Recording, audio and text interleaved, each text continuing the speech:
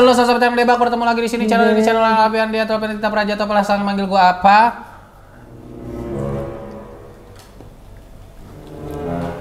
Jadi setan Khanzab. Bukan jadi pemuja setan. Ada hubungannya nih sama yang mau kita bahas nih guys. Guys, gimana sih caranya gue sabar gitu ya? PVP lu bisa bikin nggak? Enggak lah, itu kan kayak anjing kencing. Iya. Terus? Lu bisa? Nggak bisa. Kalau itu kayak apa? Smack my ass like a drum? enggak, itu kayak kebuka kaki gitu. Kalau kayak gini? Nggak bisa. Selamat datang kembali di LGBT atau Algemeter, di mana Alpi Geral mencari thread Twitter. Kali ini apa yang lagi rame sih? AGMTT sekarang. Alpi Geral mencari thread Twitter AGMTT. Kayak kita ambil huruf hidupnya aja. Biar udah deh, jangan nambah nama lagi, Ger. AGMTT itu kan kepanjangan. Dua aja gue merasa abis judul tuh gue harus ngasih 2 hashtag gitu loh. Udah panjang, ini jangan ditambah-tambah lagi anjir. Tapi gimana menurut kalian, gimana kalau Gak usah Gak ada ya guys ya. Udah Algemeter sama AGMTT aja, jangan nambah-nambah lu. Oke, ada apa sih rame-rame di Twitter, gue lihat. Rame. Untuk pembuka kita kasih berita yang ringan-ringan dulu. Iya, ada perselingkuhan. Ada seorang ya, mentang-mentang lebaran. Baju baru alhamdulillah itu dipakai di hari raya. Istri baru alhamdulillah. Kan belum dinikahin juga. Selingkuhan baru alhamdulillah tuh dipakai di hari raya. Ya. Orang mah lebaran nyari pahala, ini mah mencari. Lebaran tuh nyari ketupat, makan ketupat. Enggak, orang mah selama bulan puasa, lebaran itu saatnya kita mencari pahala. Iya. Ini mah nafsu seks birahi, konten dan ikuti nafsunya. Astagfirullahaladzim, ini udah pasti disensor kalau channel gue. Semua kata rindumu semakin membuatku. Enggak, gue pengen cover lagu aja. Gue sampai shock loh, kayak perasaan bukan itu. Gue pengen cover lagu aja. Heboh, istri bongkar dugaan perselingkuhan V saat lebaran. Nah, V itu ini ya, inisialnya. Nah, di close friend. Loh, kok close friend bisa bocor? Anjing juga nih. Siapa yang ngebocorin nih? Berarti jangankan ini. Story close friend-nya Z aja bisa bocor, apalagi cuman ini, bro. Close friend begini. Lanjut. Jangan kemana-mana. Gak usah dipraktekin lah. Jangan dipraktekin. Ya ini hati-hati memilih close friend ya guys. Iya. Mending kayak gue, close friend gue cuma satu di Instagram, cuma Alpi doang isinya. Enggak bohong, ada video. HS, welcome to my close friend ya. Seru kan close friend gue anjing. Kata video close friend gue tuh worth-nya setara langganan Netflix. Betul anjir. Seru banget kan? Seru banget anjir. Udah gue bilang. Kayaknya kalau ada subscription-nya kayak gue pengen jualan close friend aja. Iya, kayak lu harus jualan deh ke follower lu, subscription untuk close friend lu. One day one drama. itu pasti orang laku anjir. Tapi gue pernah nge-remove lu dari close friend gue, kenapa ya? Gak tahu sih anjir. Sampai yang bikin gua sadar adalah kamu udah lihat close friend-nya Geral belum hari ini? Lihat deh. Pas gue cek mana nggak ada. Oh, kamu nggak masuk. Bang, gue di situ kayak sedih kan? Nggak sedih sih, lebih kayak kenapa? Gitu, ada apa sama gue gitu. Iya, anjing. Gue lupa juga kenapa tuh. Itu tuh kayak gue lagi ngomongin lu di hari itu. Nah. 16 Agustus 2022 subuh, Allah kasih aku pertanda mimpi. Suamiku selingkuh. Siangnya ada private akun DM kasih info soal betina sarap ini. Di mention kayak ini nama selingkuhannya ya. Iya, di sensor aja ya HS. Sudah kuberi kesempatan saat itu ya. Jangan pernah bilang gak dikasih kesempatan. Pelaku lagi sibuk manggung. Wah. Waduh. Berarti udah pernah terjadi berkali-kali ya. Kalau dibilang sudah dikasih kesempatan. Siapapun yang lihat salah satu dari mereka atau keduanya lagi bareng, jangan sungkan untuk difoto atau videoin ya. Candid boleh. Rewardnya persaudaraan dunia akhirat. Kalau udah berdua, gua nggak boleh ngilang dikit dah dari pandangan dia pokoknya. Nah, ini ada surat. Udah bikin surat, baca. Surat pernyataan. Dengan surat ini mengatakan pelaku V bahwa benar telah melakukan hubungan asusila selayaknya suami istri yang dilarang oleh agama dan pemerintah dengan saudari bla bla bla bla. Terhitung sejak tanggal bla bla bla bla. Dan apabila di kemudian hari saya terbukti mengulangi perbuatan asusila yang melukai martabat dan martabat istri dan keluarga, saya siap untuk diproses secara hukum Islam sesuai dengan surat. Iya, pokoknya intinya dia intinya dia mengakui gitu. Kenapa ya laki-laki itu ya udah dikasih istrinya yang soleha, ya cantik, masih mencari lain gitu. Astagfirullahaladzim, mulutnya. Kenapa ya, kayak kalau lu mah gue yakin lah kalau lu mah nggak mungkin bakal selingkuh. Orang yang mau sama lu video doang gitu. Kalau lu mah Lu ngeremehin gua lu. Banyak yang mau sama gua. lu mah menang terkenal lu mah menang terkenal. Kalau cakep mah enggak lu. Dulu sebelum video kan ada lagi nih. Cakep mah lu, gue yakin cakep mah lu enggak lu. Orang mah mau sama lu juga kayak pengen nafsu gitu doang, nafsu kayak pengen jadi pansos, bukan kayak nafsu seksual gitu. Kalau sama lu mah gue yakin nggak ada orang yang kayak ih aku pengen deh bisa berhubungan badan sama Alpi. Kalau sama lu mah enggak lah, kayak kalau ya makanya gue bilang dia doang. Kalau lu mah gue nggak khawatir lu selingkuh, malu mah jelek. Tapi enggak loh, si orang ini juga kan nggak cakep-cakep amat, tapi bisa-bisa aja ya selingkuh ya. Selingkuh itu sebenarnya selingkuh tuh nggak mengenal fisik sih, selingkuh. Iya tuh kayak, betul. selama ular lu lapar, nyari lubang, dapat lubang yang nyaman gitu, suasananya lembab-lembab gimana. Pasti masuk aja gitu ya. Iya. Ya, ada kesempatan dalam ya, kesempitan. gitu. Jadi tapi ya ini yang gue pelajarin sih. Kalau orang udah selingkuh itu dia pasti bakal ngelakukan itu lagi dan lagi. Jadi menurut gue ya dosa yang nggak boleh diampuni itu dosa selingkuh sih. Iya, kebanyakan bagi gue karena pengalaman gue pengalaman orang-orang terdekat gue juga gitu. Kalau udah selingkuh pasti minta maaf, tapi dia akan ulangi selingkuh lagi. tuh jadinya kayak tabiat sih, kayak gak mungkin ada orang yang selingkuh terus dia nggak selingkuh lagi. Menurut gue tuh bullshit. Kemungkinannya ya kecil. Kemungkinannya adalah dia selingkuh, dia minta maaf, bukan kalian merasa dia nggak selingkuh lagi, enggak, tapi dia udah tahu celahnya. Gimana caranya dia bisa ketahuan nih? Iya. Jadi dia udah tahu cara mainnya. Oh, kalau gue begini gue ketahuan. Kalau gitu sekarang dia lebih rapi mainnya gitu. Bukan dia tobat, enggak. Cuma dia jadi lebih pinter gitu. Buah kalau buah busuk jatuh sendiri dia dari pohon. Ibaratnya. Oh, ya ngerti. Gue baru pengen mempertanyakan. Iya, kayak buah kalau busuk dia jatuh sendiri dari pohon. Sama halnya kayak dengan induk ayam, kalau misalnya anaknya hilang dicari, anaknya kayak ngekor di belakang gini kan, set. Iya. Anaknya hilang satu dicari. Sama kayak telur ayam kampung kan Telur ayam kampung tidak termasuk. Ayam kampung kalau lebaran kan minta mudik. Tidak termasuk. Karena dia di kampung. Tidak termasuk. Enggak ya? Tidak termasuk. Oh, sama iguana darat. Ivan Gunawan termasuk. Iguana darat. Kok Ivan Gunawan? Iguana itu bukan singkatan Ivan Guana. Kayak gitu ya kan. Tapi ya bener Pi, ngomong-ngomong soal selingkuh nih, ini ada lagi viral di Twitter nih Pi. Iya. Abangku pemuja setan Pi. Bridgingnya lagi-lagi kasar banget anjir.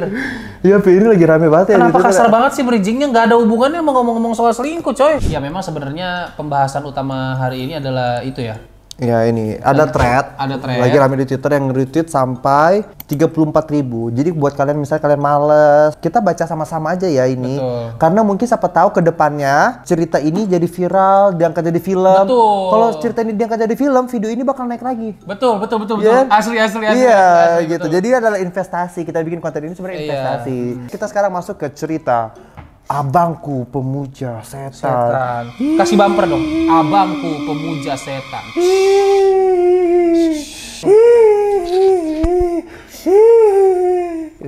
Oke. Aku mau cerita, jadi belakangan ini abangku suka melihara ayam. Konteksnya dia dari dulu takut sama semua hewan dan tipe orang yang gak suka hewan. Awalnya biasa aja, tapi akhirnya aku sedikit mulai curiga karena ayamnya mulai dientok. Enggak dong. Aku sering denger dia nyanyi lagu tapi nggak tahu pakai bahasa apa. Bukan Indonesia, bukan bahasa Jawa, bukan juga bahasa Kalbu.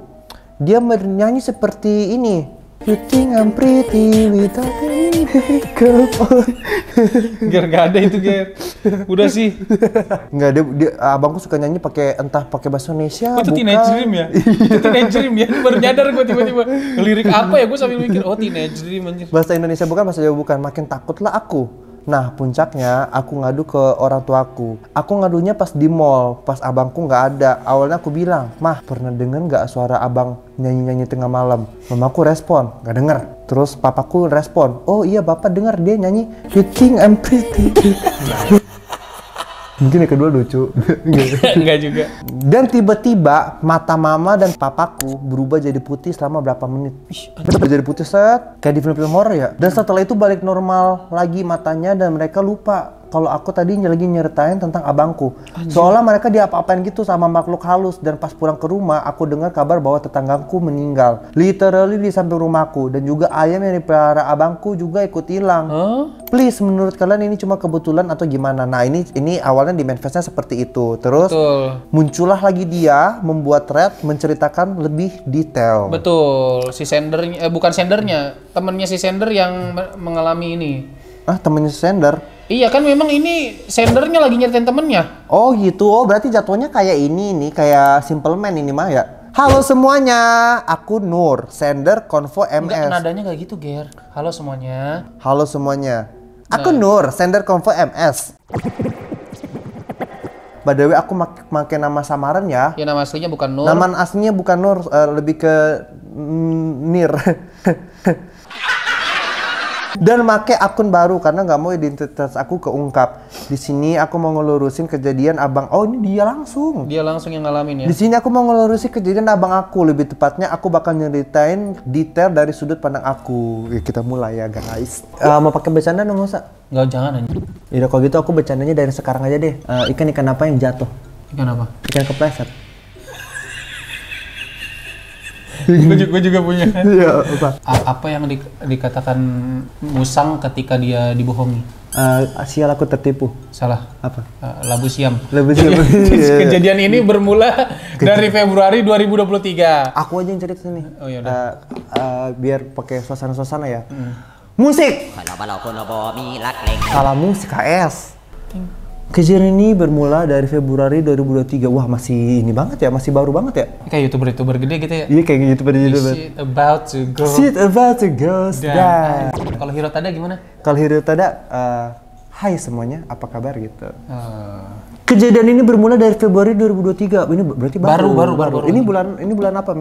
April. Berarti ini bulan lalu kira-kira. Nah, aku punya Gir, baru mulai Gir. Dua dong. Februari, Maret, April. Iya, salah. Aku yang salah. Uh, Aku punya abang yang bisa dibilang pendiam dari kecil, namun bukan itu masalahnya. Nggak pernah ngomong abangnya dari kecil. Aku punya abang yang pendiam dari kecil, namun bukan itu masalahnya. Tepat tanggal 12 Februari 2023 kemarin, dia bawa 2 ayam ke rumah. 1 KFC, 1 Sabana. Enggak, bukan ayam goreng ya. Ayam beneran ayam. Kalau itu mah nggak usah. Nggak usah sampai dikirim ke Manfest. Ayam abangku bawa 2 ayam goreng. Pamer itu mah. Nggak, takutnya pemirsa mikirnya ayam goreng. Enggak lah, nggak ada. Lu doang yang mikir gitu. Abangku bawa ayam ke rumah. Kaget. Tentu rumah kami kecil segini. Nggak ada halaman. Cuman ada halaman depan. Itu juga nggak besar. Rumahnya cuma halaman depan doang? Iya, jadi kayak dia tuh rumahnya saking kecilnya, dia tuh cuma punya halaman depan. Berarti emang rumahnya tuh yang kayak memanjang begini loh. Oh, oke. Tahu ayamnya diletakkan di mana? A. Di atap. B. Di panggul. Serius kenapa? Ini serem loh. Baru kalau kalian gak suka cerita serem yang lucu-lucuin, kayaknya skip aja deh. Iya, mending keluar deh. Iya, keluar deh aja. Susah gitu. Kita nggak tegang, serem soalnya, coy. Kita nih sebenarnya menghibur diri juga. Merinding kita nggak takut. merinding ini, coy. Merinding, lampu udah pada mati semua. Masalahnya di studio kita doang. Kamu udah pada mati semua, gila lu. Ya, oke, lanjut. Tahu ayamnya diletakkan di mana? 1 di kamarnya, 1 lagi di halaman depan rumah kami yang kecil. Oh, ayam ditaruh di kamar apa kagak bau ini? Nah, itu dia masalahnya. Sebenarnya ini nggak jadi hal yang janggal bagi orang rumahku, namun aku merasa aneh. Orang yang takut sama hewan dari kecil, bahkan nyentuh kucing nggak berani. Betul. Melihara ayam, diletakkan di kamar. Betul. Disausin lagi. Tetap ayam goreng. Sesudah itu kehidupan kami berjalan biasa-biasa saja. Tidak ada yang bisa aku ceritakan lebih lanjut karena ini biasa aja. Udah habis. Masih ada. Nih, tapi tidak dengan abangku. Selama pertengahan Februari sampai Maret, akhirnya dia punya kebiasaan baru, yaitu makan dengan 2 porsi. Misal, apakah itu hal yang aneh? Sarapan, makan siang, makan malam, dia ambil 2 porsi. Jadi totalnya 6 dan dia selalu makan. Itu lebih ke lapar nggak sih jatuhnya? Enggak, ini soal cerita sebenarnya. Sarapan, makan siang dan malam dia ambil 2 porsi, totalnya 6. Totalnya berapa jika dia makan 2 porsi selama 1 window? Berapakah jumlah kalori yang dimakan ayam? Itu dia. Itu abang ya. Padahal kehidupan kami biasanya itu di akhir bulan keluarga aku tuh sedikit kekurangan uang.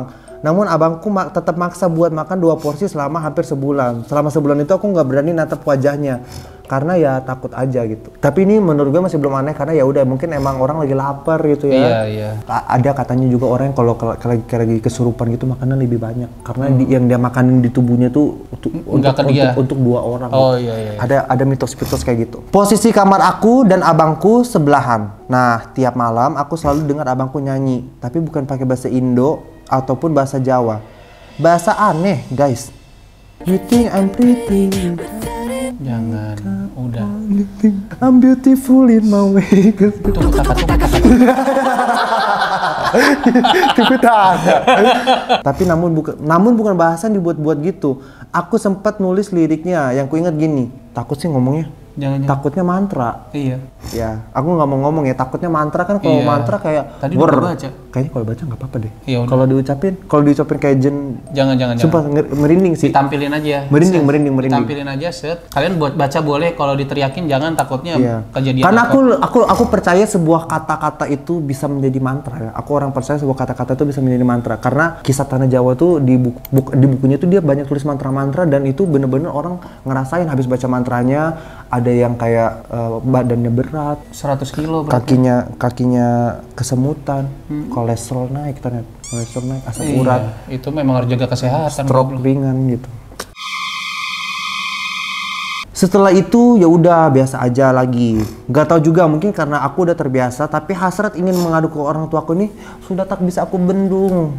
By the way, abang aku ini kan gak kerja dan rumah kami kecil, jadi intinya aku gak bisa cerita di rumah karena pasti ya kedengaran sama abangku. Betul ini. Sih. Puncak dari sini itu aku memberanikan diri ceritanya waktu itu aku lagi jalan-jalan ke mall sama keluarga dalam kurung nyari baju lebaran. Seperti yang kalian baca, aku nanya ke mama, "Mah, pernah denger gak sih suara abang nyanyi-nyanyi di tengah malam?" Dijawab sama mamaku dan di saat itu juga mata mama aku pupilnya jadi putih. Hidung mama aku keluar darah, lidahnya terkilir, telinga naik sedikit ke atas kanan, alis menghilang. Dagunya migran. Dagu migran. By the way, aku ngelurusin kekeluruan di sini. Berubahnya tuh bukan beberapa menit, tapi beberapa detik. Oh, jadi kayak gini. Kayak gini. Iya. Terus udah. Putih nggak nih? Putih. Iya kayak gitu ya. Ih, serem banget ya. Cobain semenit nih. Jangan pedes matanya. Kayak gitu. Terus kayak mama tuh sambil matanya putih, mamanya bilang enggak gitu. Iya. Disusul mata papa aku juga pupilnya memutih, tatapan mereka kosong. Aku langsung nge-freeze. Di saat itu juga mamaku lupa percakapan kami sebelumnya. Saat matanya kembali itu, dia lupa sama percakapan dia yang sebelumnya. Betul. Di situ aku udah keringat dingin. Astagfirullah. Aku nggak berani nanya lagi. Aku cuma takut untuk pulang ke rumah. Tapi aku tetap harus pulang kan. Selama perjalanan suasana lebih canggung. Gak tau kenapa orang tua aku tuh jadi pendiam. Padahal mereka tuh humoris biasanya. Papa aku tuh sering tebak-tebakan ikan apa ya? Ikan apa yang cerewet? Apa? Ikan banyak ngomong.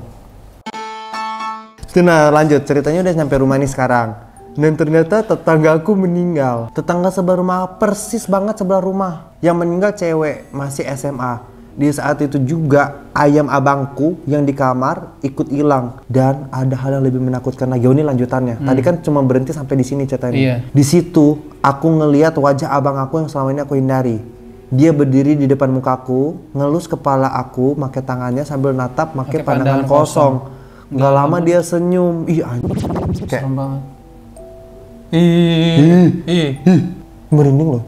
Sumpah di situ aku takut banget. Setelah kejadian itu semua keluarga aku jadi lebih pendiam dari semula. Aku nggak tahu kenapa aku lagi mau minta bantuan ke saudara aku, Tapi aku masih ngumpulin keberanian buat cerita ini semua. Aku takut kejadian di mall terulang lagi. Nah, thread ini sampai sini dulu ya. Masih banyak kejadian aneh yang muncul belakangan ini. Tapi aku masih belum berani cerita. By the way, please yang tahu-tahu ginian, help me. Aku takut orang tua aku kenapa-napa. Oke. Selanjutnya ada POV, ada gambar. Ini POV dari samping rumahku. Aku minta fotoin temanku yang ternyata tetanggaku juga. Itu yang mereka foto kamar abangku. Nggak tahu aku merah-merah itu apa. Wih anjing. Kenapa rumah lu gelap banget dah? Kenapa mati lampu rumah lu? Apa gimana? Apa gara-gara abang lu makan 2 porsi lu nggak bisa beli listrik? Aku nggak tahu mau bereaksi apa sekarang. Aku udah cerita ke tanteku. Beliau bilang masalah semua ini bukan abangku yang ngelakuin tapi mamaku. Wah, plot twist. Anjir, ternyata yang pemuja setan. Alasannya belum dikasih tahu. Sumpah aku nggak tahu harus percaya atau enggak. Tapi sekarang aku, abangku, papaku disuruh pergi dulu dari rumah. Ternyata benar pelakunya mama. 2 batu ini aku temuin di bawah kasurku. Gak tahu fungsinya apa. Tapi yang jelas aku gak terpengaruh karena di kamarku ada kaligrafi Allah kata tanteku itu. Tahu nggak yang merah-merah itu apa? Darah ayam. Darah ayam. Kelihatannya kayak masih basah, kayak masih dipoles. Ih, kok serem. Apa kagak bau ya? Apa kagak bau ada ayam ya? Aku bakal nyari tahu dulu hubungan ini sama abang aku apa, kenapa dia bisa ikut-ikutan, atau dia cuma suruhan mamaku aja. Yang pasti aku sama papaku udah aman di rumah saudara. Mereka berdua masih di rumah, nggak mau diganggu, bahkan tadi udah dijemput sama saudara lain. Abang aku teriak ngusir, pergi kau ngen. Jadi aku bakal kaget loh gue. Nggak gitu loh. Jadi aku bakal ceritain cerita ini dari sudut pandang tanteku. Oke, sekarang POV-nya. POV-nya POV dari tantenya sekarang ya. By the way, tanteku ini adiknya mamaku. Nah, tanteku juga sebenarnya udah mulai curiga semenjak akhir 2022 mamaku tuh udah jarang sholat. Ditambah pas bulan lalu tanteku lihat mamaku sholat tapi arah kiblatnya berlawanan dan cuma pakai mukena atas. Itu serem banget kalau dibayangin, Cek. Anjir, bangsa. Gua bacain mantra nih. Gua bacain mantra nih. Kan kita itu juga yang kena. Janganlah tolol. Udahnya arah kiblatnya berlawanan, mamanya tuh cuma pakai mukena atas, bawahannya pakai celana. Dan gerakan sholatnya aneh. Setelah itu mamaku kedapatan nyimpen foto tetanggaku yang udah meninggal tadi, yang anak SMA itu. Iya. Nah, ternyata abangku mau dijadiin tumbal awalnya, tapi mamaku nggak mau. Jadi mama aku negosiasi ke dukunnya buat ganti tumbal. Yang numbalin orang bisa kayak gitu ya? Kayak bisa. Kita numbalin orang lah. Kalau bisa kayak gitu mah gue mau numbalin sih. Wek. Nyuak. Gue ada 2 nih. Nyuak. Gak tahu kan? Ada yang baru lagi, kita tunggu di Gibah Rewind. Enggak ada Gibah Rewind. Kita tunggu di live-nya Gerald. Sering-sering pancing-mancing aja, Gerald tuh gampang. Anyuah. Ternyata dukunnya setuju, tapi dengan syarat abang aku harus jadi bawahan si dukun. Jadi tugas abang aku harus ngejaga ayam titipannya dukun dan harus nyari 1 mayat untuk disetubuhi. Bacanya merinding anjir. Fuck man, ini makin gila ceritanya. Gila. Ceritanya makin kemana-mana nih. Nah, kalau bisa nyetubuhin mayat, baru abang aku bisa bebas jadi manusia normal. Jadi gak bawa. Jadi syaratnya. Kalau misalnya dia bisa nyetubuhin mayat, baru abangnya itu bisa bebas jadi manusia normal. Gak jadi budak dukun lagi. Jadi selama ini tanteku tahu cerita ini. Begitu juga dengan papaku. Bedanya papaku juga kena dampak dari perbuatan mamaku ini. Papaku jadi lupa perbuatan mamaku, intinya dibuat seolah-olah gak tahu tuh istrinya kayak main dukun gitu. Mamaku juga merasa bersalah ke tante aku. Setelah dukun tersebut dapat tumbal, mamaku dapat imbalan 30 juta nih dari dukunnya. 30 juta padahal? 30 juta doang demi gila dia numbalin orang dengan harga 30 juta ya. Iya, kemurahan coy. Bisa 100 juta bisa dapat itu. 100 juta lebih bisa. Kenapa kita jadi ngasih ide ya? Nego-nego harga kita. Awalnya mamaku minta udahan, tapi ternyata kayaknya ketagihan ya. Mamaku buat janji baru. Kali ini tanteku nggak tahu tumbal berikutnya siapa. Kok bisa ya numbalin orang dapat adiktif gitu ya? Zat adiktif gitu. Iya, karena dapat duit 30 juta. Lu coba lu disuruh numbalin orang, lu cari aja orang random tapi lu dapat 30 juta. Enggak bisa dong, biasanya kalau tumbal tuh harus orang terdekat. Enggak. Iya, tumbal tuh harus orang terdekat. Ini tetangganya dia ini. Ini tetangganya dia ini. Ya kan dekat. Iya sih. Satpam aja, satpam. Astagfirullahaladzim, Ger, enggak dong. Mamanya tuh bikin janji baru, makanya si sender ini dijagain mulu, si orang ini. Keinget ada batu di bawah kasurku, ditambah biasanya anak tumbal itu adalah anak gadis perawan. Iya. Kemungkinan aku sih yang ditumbalin. Nggak tahu, lemes, aku udah nggak bisa ngapa-ngapain lagi sekarang, cuma bisa nonton bokep. Beneran, ternyata aku tumbal selanjutnya guys. Mama aku udah jelasin. Kok kayak bangga, jangan gitu dong nadanya. Beneran, ternyata aku tumbal selanjutnya. Mama aku udah jelasin semua ke keluarga besar di sini, dan mama aku mau batalin ini semua. Katanya ada dua cara, yaitu balikin 30 juta ke dukun sama hapus perjanjiannya, atau enggak mama aku yang dijadikan tumbal. Kali ini aku bakal nyeritain dari sudut POV papaku, sekarang dari sudut POV papanya juga banyak POV ya ini ya. Nanti ada POV ayam yang dipelihara abang. Kotak. Ada. Ini harusnya kalau di itu jadi komedi kalau di play. Ini POV sangat punya potensi untuk jadi lucu ya ceritanya. Iya. POV ayam yang dipelihara abangku. Kotok. Tiba-tiba di bawahnya plot twist ada petok-petok aja.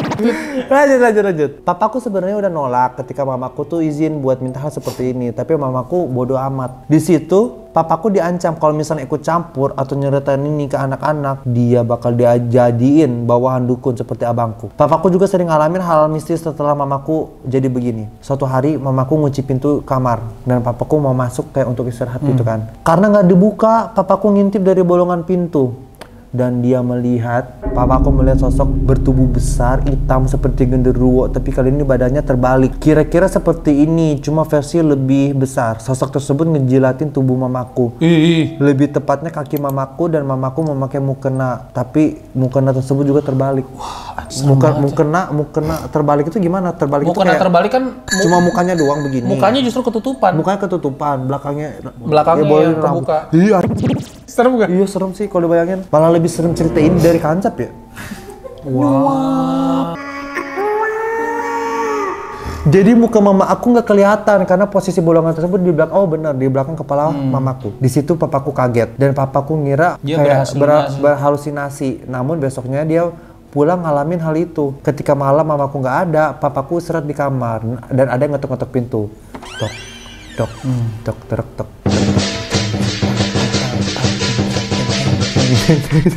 Enggak ngepan. Ada yang ngetuk pintu secara kuat gitu, dok. Dan bener aja pas diintip yang muncul genderuwo setengah bunian. Papaku sembunyi di kolong kamarnya dan tiba-tiba makhluk tersebut bisa masuk ke kamar papaku. Katanya kalau papaku ngelihat mata makhluk ini, dia bakal dijadiin bawahan makhluk tersebut. Tapi papaku sembunyi. Hanya saja makhluk itu sadar kaki papaku kelewat kasur. Kata papaku kakinya akan dijelatin oleh makhluk itu. Tapi papaku tuh nggak lihat matanya. Makhluk tersebut hanya sebentar ngejelatin kaki papaku.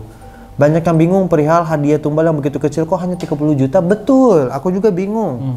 Bagaimana tidak, mamaku tuh emang mata duitan. Dan tiba-tiba dijanjikan dukun mendapat imbalan sebesar 30 juta. Dia tidak tahu menahu bahwa 30 juta itu sebenarnya sedikit dalam imbalan tumbal. Betul sekali. Saya juga baru tahu bahwa duit 30 juta sangat sedikit. Namun untuk beberapa orang, perlu diketahui mamaku tuh sudah beneran nyesal sampai sekarang. Dan mamaku udah mencoba untuk ngembalikin uang 30 juta untuk membatalkan aku sebagai tumbal berikutnya. Namun ditolak. Jadi apakah saya beneran jadi tumbal berikutnya? Tidak. Mama saya menyerahkan dirinya untuk jadi tumbal. Oh my god, plot twist. Oh my god, so plot twist man. Semua upaya udah dilakukan, tapi emang ini jalan satu-satunya agar aku, anak gadisnya, terbebas dari tumbal. Mungkin beberapa dari kalian berpikir kenapa mama saya bisa jadiin tumbal padahal sudah tidak perawan. Saya tidak tahu. Pak Jokowi pun tidak tahu. Tapi yang pasti pesulap merah pun tidak biru. Bingung. Gue bilang pesulap merah pun tidak biru. Tidak bingung. Tidak biru. Tapi yang pasti saya mendengar bahwa pelaku bisa menggantikan tumbal dengan gadis perawan atau dengan dirinya sendiri. Bagaimana dengan abang saya yang sudah dijadikan bawahan oleh dukun tersebut? Abangku masih menjadi bawahan dukun tersebut karena dia tidak mau menyetubi mayat. Sekarang dia ditugaskan untuk bekerja di salah satu tempat makan yang terkenal di daerah saya. Ditugaskan di tempat makan dengan syarat harus memberikan air liurnya di setiap makanan yang bakal dihidangkan. Dan ternyata emang tempat makan tersebut dipenuhi bawahan atau pengikut jin dukun tersebut. Setiap 3 bulan sekali pasti ada saja karyawan yang meninggal di tempat makan tersebut. Wah. Apa akibat jika abangku nggak ngikutin arahan dari dukun tersebut? Tubuhnya bakal mengeluarkan keringat yang sangat dahsyat sampai bisa membasahi pakaiannya. Tidak menyakiti tubuhnya, namun membuat pikirannya menjadi kacau. Mau nggak mau saat ini abangku harus mengikuti terus arahan dari dukun tersebut. Wah, tuh. Ini klimaks sih. Ternyata tanteku bener dong, nggak bohong. Bilangnya sih nyesel udah numbalin anaknya dan mau tobat, tapi gerakan sholatnya tuh masih kayak gini. Ini serem banget, ini mamanya ya? Iya mamanya. Astagfirullahaladzim. Ya Allah, ini serem banget sumpah.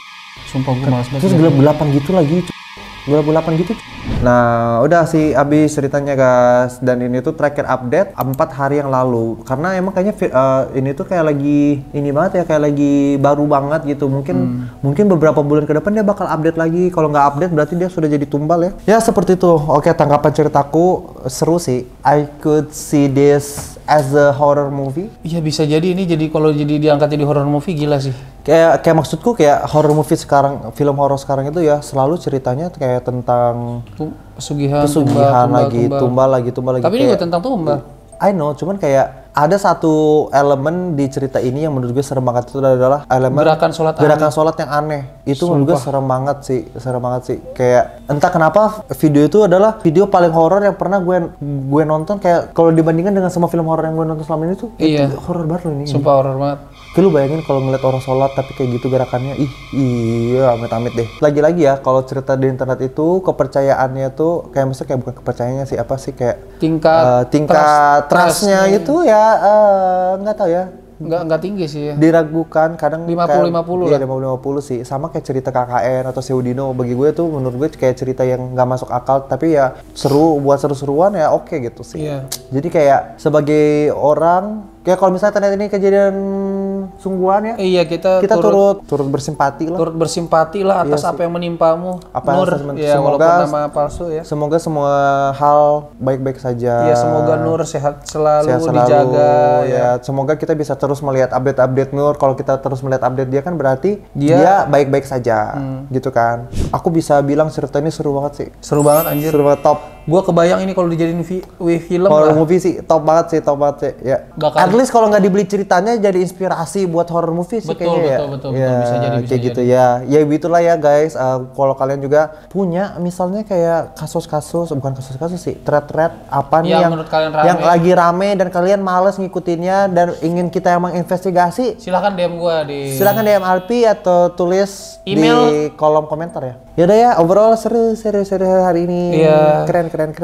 Semoga kita berdua buat si Sender sehat selalu lah ya. Semoga buat semua orang yang dijadikan tumbal, semoga kalian semua kayak you all baik-baik saja. Masih ada aja ya berarti tumbal sampai sekarang ya. Ada, gue punya cerita. Temennya, ini cerita beneran. Jadi temannya adekku, papanya tuh kontraktor. Iya. Dan bapaknya bilang pernah kerja project mall.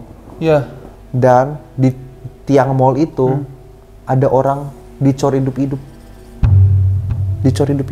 Bapaknya temennya adikku yang confirm. Jadi orang itu adalah orang-orang kayak orang-orang yang gak punya duit dari desa gitu. Terus kayak dia dibayar buat, jadi uang itu nanti ya buat keluarganya di kampung aja. Dan mereka diberdiriin di tiang-tiang di itu, terus dicor hidup-hidup di situ. Disiram semen, dicor hidup-hidup. Itu buat tumbal mall gitu. Anjir cuy.